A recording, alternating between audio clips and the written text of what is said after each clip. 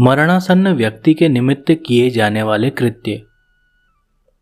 गरुड़ जी बोले, हे प्रभु, आपने आतुरकालिक दान के संदर्भ में भली भांति कहा। अब मरणासन्न व्यक्ति के लिए जो कुछ करना चाहिए उसे बताइए। श्री भगवान ने कहा, हे गरुड़, जिस विधान से मनुष्य मरने पर सद्गति प्राप्त करते हैं, शरीर त्याग करने की उस विधि को मैं कहता हूं, सुनो। कर्म के संबंध से जब प्राणी अपना शरीर छोड़ने लगता है तो उस समय तुलसी के समीप गोबर से एक मंडल की रचना करनी चाहिए।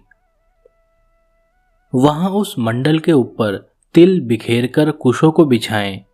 तदंतर उनके ऊपर श्वेत वस्त्र के आसन पर शालग्राम शिला को स्थापित करें।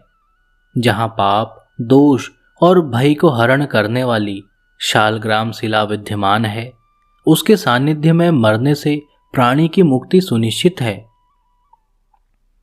जहां जगत के ताप का हरण करने वाली तुलसी वृक्ष की छाया है, वहां मरने से सदैव मुक्ति ही होती है, जो मुक्ति दान आदि कर्मों से दुर्लभ है। जिसके घर में तुलसी वृक्ष के लिए स्थान बना हुआ है, वह घर तीर्थ स्वरूप ही है। वहां यम के दूत प्रवेश नहीं करते।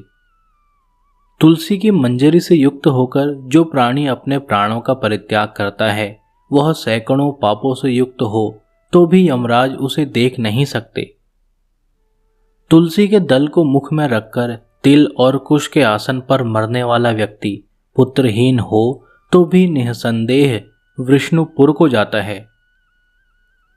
तीनों प्रकार, काले, सफेद और भूरे के तिल, कुश और तुलसी, ये सब मरणासन्न प्राणी को दुर्गति से बचा लेते हैं। यतः मेरे पसीने से तिल पैदा हुए हैं, अतः वे पवित्र हैं। असुर, दानव और दैत्य तिल को देखकर भाग जाते हैं। हे गरुड़, मेरे रोम से पैदा हुए दर्भ, कुश मेरी विभूति हैं, इसलिए उनके स्पर्श से ही मनुष्य को स्वर्ग की प्राप्ति होती है।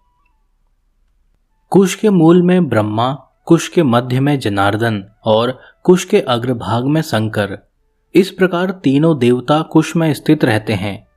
इसलिए कुश, अग्नि, मंत्र, तुलसी, ब्राह्मण और गौ ये बार बार उपयोग किए जाने पर भी निर्माल्य नहीं होते।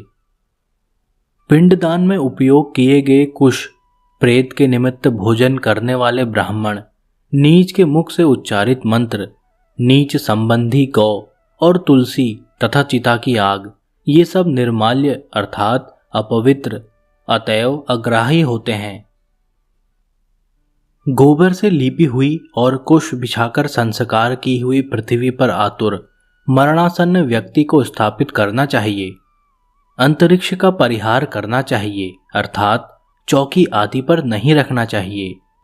ब्रह्मा, विष्णु, रुद्र तथा अन्य सभी देवता और हुताशन, अग्नि, ये सभी मंडल पर विराजमान रहते हैं। इसलिए मंडल की रचना करनी चाहिए। जो भूमि लेप रहित होती है, अर्थात मल मूत्र आदि से रहित होती है, वह सर्वत्र पवित्र होती है। किंतु जो भूमि भाग कभी लीपा जा चुका है या मल मूत्र आदि से दूषित है, वहां पुनः लीपने पर उसकी शुद्धि हो जाती है। बिना लीपी हुई भूमि पर और चारपाई आदि पर या आकाश में भूमि की सतह से ऊपर राक्षस, पिशाच, भूत, प्रेत और यमदूत प्रविष्ट हो जाते हैं। इसलिए भूमि पर मंडल बनाए बिना अग्निहोत्र, श्राद्ध, ब्राह्मण भोजन, देव पूजन और आतुर व्यक्ति का स्थापन नहीं करना चाहिए। इसलिए लिपी हुई भूमि पर आतुर व्यक्ति को लिटाकर उसके मुख में स्वर्ण और रत्न का प्रक्षेप करके शालग्राम स्वरूपी भगवान विष्णु का पादोदक देना चाहिए। जो शालग्राम शिला के जल को बिंदु मात्र भी पीता है, वह सभी पापों से मुक्त हो वैकुंठ लोक में जाता है। इसलिए आतुर व्यक्ति को महापातक को नष्ट करने वाले गंगा जल को देना चाहिए। गंगा जल का पान सभी तीर्थों में किए जाने वाले स्नान, दान आदि के पुण्य रूपी फल को प्रदान करने वाला है। जो शरीर को शुद्ध करने वाले चांद्रायण व्रत को 1000 बार करता है और एक बार गंगा जल का पान करता है, वे दोनों समान फल वाले हैं। हे गरुड़, अग्नि के संबंध से जैसे रुई की राशि नष्ट हो जाती है, उसी प्रकार गंगा जल से पातक भस्मसात हो जाते हैं। जो सूर्य की किरणों से संतप्त गंगा के जल का पान करता है, वह सभी योनियों से छूटकर हरि के धाम को प्राप्त होता है।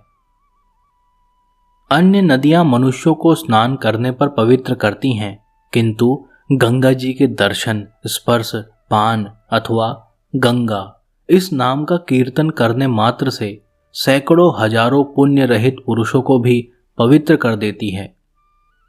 इसलिए संसार से पार लगा देने वाले गंगा जल को पीना चाहिए। जो व्यक्ति प्राणों के कंठगत होने पर गंगा गंगा ऐसा कहता है, वह विष्णुलोक को प्राप्त होता है और पुनः भूलोक में जन्म नहीं लेता। प्राणों के निकलने के समय जो पुरुष श्रद्धा युक्त होकर मन से गंगा का चिंतन करता है, वह भी परम गति को प्राप्त होता है। अतः गंगा का ध्यान, गंगा को नमन, गंगा का संस्मरण करना चाहिए और गंगा जल का पान करना चाहिए। इसके बाद मोक्ष प्रदान करने वाली श्रीमद् भागवत की कथा को जितना संभव हो उतना श्रवण करना चाहिए।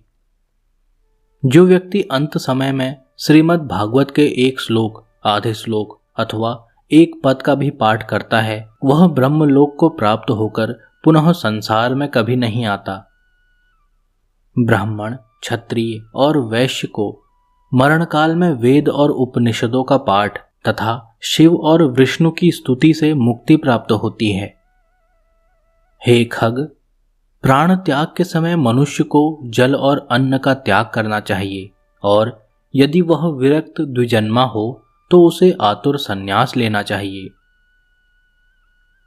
प्राणों के कंठ में आने पर जो प्राणी मैंने संन्यास ले लिया है ऐसा कहता है, वह मरने पर विष्णुलोक को प्राप्त होता है, पुनः पृथ्वी पर उसका जन्म नहीं होता। इस प्रकार हे खग, जिस धार्मिक पुरुष के आतुरकालिक पूर्वोक्त कार्य संपादित किए जाते हैं, उसके प्राण ऊपर के छिद्रों से सुखपूर्वक निकलते हैं। मुख, दोनों नेत्र, दोनों नासिका रंध्र तथा दोनों कान, ये 7 ऊपर के द्वार छिद्र हैं। इनमें से किसी द्वार से पुण्यात्मा के प्राण निकलते हैं और योगियों के प्राण तालु रंध्र से निकलते हैं। अपान से मिले हुए प्राण जब पृथक हो जाते हैं, तब प्राणवायु सूक्ष्म होकर शरीर से निकलता है। प्राण वायु रूपी ईश्वर के निकल जाने पर काल से आहत शरीर निराधार वृक्ष की भांति गिर पड़ता है। प्राण से मुक्त होने के बाद शरीर तुरंत चेष्टा शून्य, घृणित, दुर्गंध युक्त, अस्पर्श और सभी के लिए निंदित हो जाता है। इस शरीर की कीड़ा, विष्ठा तथा भस्म रूप ये 3 अवस्थाएं होती हैं। इसमें कीड़े पड़ते हैं तथा विष्ठा के समान दुर्गंध युक्त हो जाता है अथवा अंततः चिता में भस्म हो जाता है। इसलिए क्षण मात्र में नष्ट हो जाने वाले इस देह के लिए मनुष्यों के द्वारा गर्व क्यों किया जाए। पंचभूतों से निर्मित इस शरीर का पृथ्वी तत्व पृथ्वी में लीन हो जाता है, जल तत्व जल में, तेजस तत्व तेज में और वायु तत्व वायु में लीन हो जाता है। इसी प्रकार आकाश तत्व भी आकाश में लीन हो जाता है। सभी प्राणियों के देह में स्थित रहने वाला सर्वव्यापी शिव स्वरूप नित्य मुक्त और जगत साक्षी आत्मा अजर अमर है। सभी इंद्रियों से युक्त और शब्द आदि विषयों से युक्त मृत व्यक्ति के देह से निकला जीव कर्म कोश से समन्वित तथा काम और रागादि के सहित पुण्य की वासना से युक्त होकर अपने कर्मों के द्वारा निर्मित नवीन शरीर में उसी प्रकार प्रवेश करता है जैसे घर के जल जाने पर गृहस्थ दूसरे नवीन घर में प्रवेश करता है। तब किंकणी जाल की मालाओं से युक्त विमान लेकर सुंदर चामरों से सुशोभित देवदूत आते हैं। धर्म के तत्व को जानने वाले बुद्धिमान धार्मिक जनों के प्रिय वे देवदूत कृतकृत्य इस जीव को विमान से स्वर्ग ले जाते हैं। सुंदर दिव्य देह धारण करके निर्मल वस्त्र और माल्य धारण करके सुवर्ण और रत्न आदि के आभरणों से युक्त होकर वह महानुभाव जीव दान के प्रभाव से देवताओं से पूजित होकर स्वर्ग को प्राप्त करता है।